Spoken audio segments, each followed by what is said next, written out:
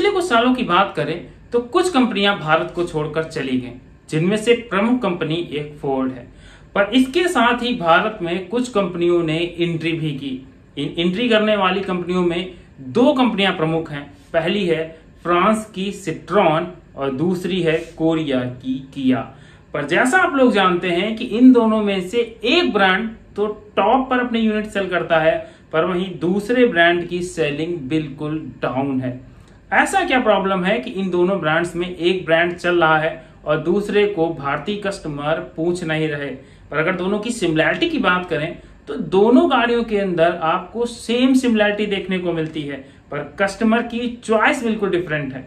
आज के इस वीडियो में हम लोग पूरी डिटेल्ड स्टडी करने वाले हैं कि क्यों फ्रांस की कंपनी सिट्रॉन भारत में अपनी पकड़ मजबूत नहीं कर पाई, और इसके साथ ही कि क्या चेंजमेंट आपको अब की 2023 में फ्रांस की कंपनी सिट्रॉन की तरफ से देखने को मिलेंगे। वीडियो इन्फॉर्मेटिव होगा तो अंत तक देखिएगा। चैनल पर नए आए हैं तो सब्सक्राइब कर दीजिएगा। तो चलिए शुरुआत करते हैं आज के हम लोग किया के और सिट्रॉन के कंपैरिजन के, कि क्यों कंपनी एक टॉप पर बैठी है और दूसरी कंपनी अपनी एक एक यूनिट सेल करने के लिए सरवाइव कर रही है। अगर दोनों ब्रांड्स की सिमिलैरिटी की बात करें तो किया और सिट्रॉन की सिमिलैरिटी बिल्कुल सेम है। पहला नंबर कि दोनों का जो कस्टमर टारगेट है वो एक मिडिल क्लास कस्टमर ही है और ये इसी को टारगेट करती हैं। वर्ल्ड वाइड में इसकी बात करें तो दोनों ही वर्ल्ड वाइड एकदम स्टेब्लिश ब्रांड है, पर इंडिया में आने के बाद किया एक अलग लेवल पर है और सिट्रॉन एक अलग लेवल पर है। और भारत के लिए दोनों ही विदेशी ब्रांड हैं, चाहे वो किया की बात की जाए या बात करें हम लोग फ्रांस की सिट्रॉन की। 2019 में किया भारत में लॉन्च की गई और लॉन्च करते ही इसकी 30,000 यूनिट्स की बुकिंग हो गई और 19 खत्म होते होते इसने 1 लाख यूनिट की सेल की। और वहीं दूसरे ब्रांड सिट्रॉन की बात करें, इसने 2022 खत्म होते होते सिर्फ 6,134 यूनिट ही सेल की थी। यह संख्या इतनी कम थी कि सिट्रॉन 2022 के पूरे साल में सेल्स ग्राफ में 14वें नंबर पर आ खड़ी हुई। और इसका मेन कारण है कि भारत के लोगों ने सिट्रॉन को खरीदा ही नहीं। सिट्रॉन C5 सिर्फ 20 से 25 यूनिट ही सेल हो सकी। अब सवाल आता है कि ये गाड़ी एक्चुअल में बिक क्यों नहीं रही। तो इसका एक लॉजिकल उत्तर है कि ये अपने मार्केट के अदर कंपटीटर से थोड़ी सी ज्यादा महंगी थी। और भैया ये तो मान लिया कि C5 अपने सेगमेंट की महंगी थी, पर जब अपनी सिट्रॉन ने लॉन्च की C3 तो उसका प्राइस तो उसके अदर कंपटीटर ब्रांड से अप्रोक्सीमेटली सिमिलर ही था और यह भी अपने सेगमेंट के हिसाब से नहीं बिक रही थी। जबकि अगर बात करें पंच की तो पंच जैसी गाड़ियां कम से कम 10,000 यूनिट तक हर मंथ पर सेल हो जाती थी। और अगर कंपैरिजन करते हैं दोनों का तो पंच के कंपैरिजन में सिट्रॉन कहीं सस्ती देखने को मिलती है और इंडियन मार्केट पर्सन प्रमोशन से ज्यादा चलती है। इसमें अगर समझे तो भारत में ऐसी गाड़ियां भी बिक जाती हैं जिनकी सेफ्टी रेटिंग 0 होती है पर एकदम बम्पर बिकती हैं।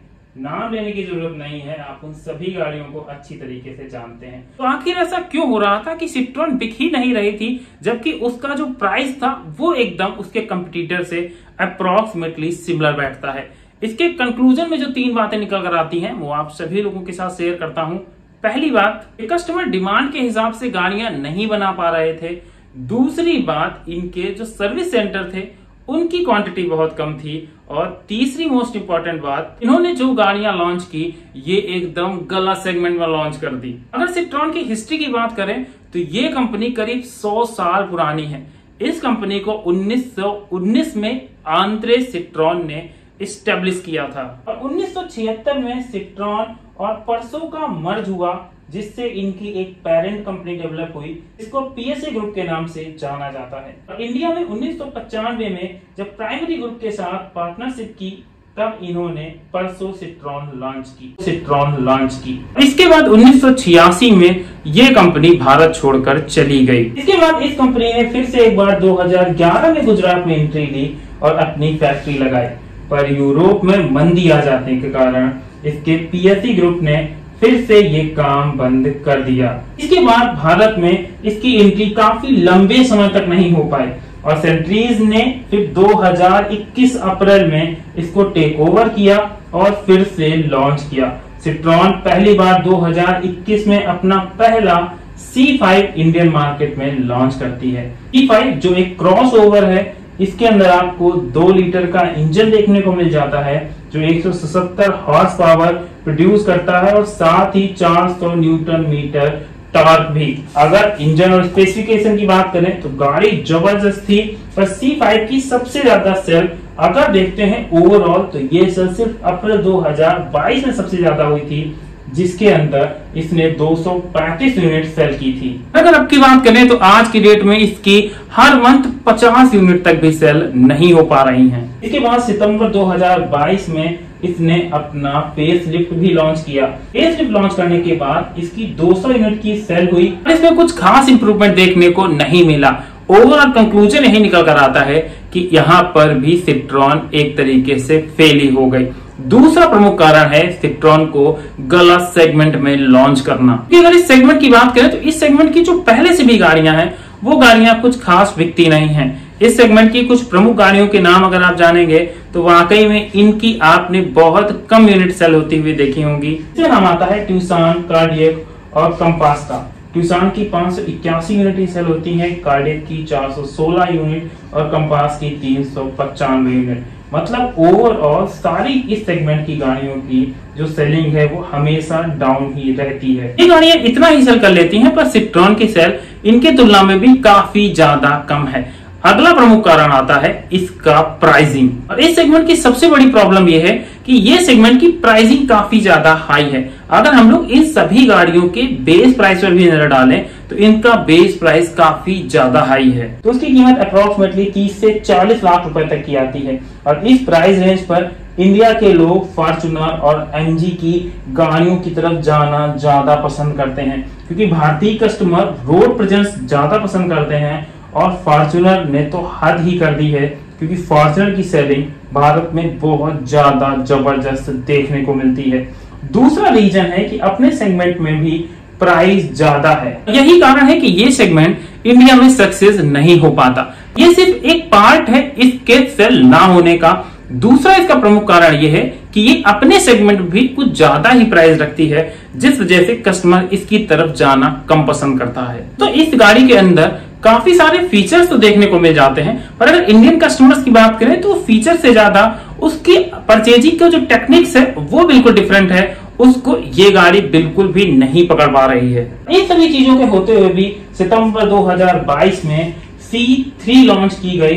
इसको प्रीमियम हैचबैक की तरह लॉन्च किया गया था। इस गाड़ी को स्विफ्ट के लेवल पर लॉन्च किया गया था, पर इस गाड़ी में और स्विफ्ट में या इसके सेगमेंट की गाड़ियों में एक मेजर डिफरेंस है कि इसका जो व्हील बेस है वो काफी ज्यादा है, जिससे इसकी जो रियर सीट है उसमें आपको लेग रूम काफी अच्छा देखने को मिल जाता है और ये काफी कंफर्टेबल होती है। अगर इंडिया में बात करें तो 6 लाख के अप्रॉक्स आपको C3 देखने को मिल जाती है, और इसके अंदर फीचर्स में कुछ ज्यादा कमियां कर दी हैं। इसके अंदर सिर्फ एक 10 इंच की डिस्प्ले के अलावा और आपको कुछ भी अदर फीचर्स देखने को नहीं मिलेगा। पर इस सेगमेंट की अदर गाड़ियों की बात करें तो उसमें आपको काफी सारे फीचर्स देखने को मिलते हैं। इस गाड़ी के अंदर आपको मैनुअल ORVM दिया गया है। अगर अदर फीचर की बात करें तो कोई रियर कैमरा नहीं दिया गया है, न रियर वाइपर दिया गया है, पर प्राइस इसका इसके कॉम्पिटिटिव के एकदम अप्रोक्सीमेटली सिमिलर ही रखा है। प्राइस पर तो ये अपने सेगमेंट की गाड़ियों को कम्पिटिट कर लेती है, पर फीचर्स के मामले में ये कहीं ना कहीं पीछे हो जाती है। कंक्लूजन तो यही है कि कहीं ना कहीं ये इंडियन कस्टमर को बिल्कुल भी समझ नहीं पाई, पर अब सिट्रॉन कुछ चेंजेस करने वाली है, क्योंकि अब वो चाहती है इंडियन मार्केट में अपनी गाड़ियों को सेल करना। किया तो इंडियन मार्केट में सेट हो चुकी है, अब बारी है सिट्रॉन की सेट होने की। तो सिट्रॉन 2022 के अंत तक अप्रोक्सीमेटली 60 टच पॉइंट और बनाने वाली है, और इसका लक्ष्य है 2024 तक भारत में 100 टच पॉइंट्स बनाना। क्योंकि अगर किया की बात करें तो किया के पास अप्रोक्सीमेटली 400 टच पॉइंट्स हैं, जो कि कंपेयर टू सिट्रॉन के काफी ज्यादा हैं। तो ओवरऑल ये था एक पूरा एनालिसिस कि भारत में क्यों सिट्रॉन फेल हो चुकी है। अगर आप लोगों को ये वीडियो पसंद आया हो तो दोस्तों वीडियो को लाइक करिएगा, चैनल पर नए थे तो सब्सक्राइब करिएगा। मिलते हैं इस वीडियो में किसी नई अपडेट के साथ।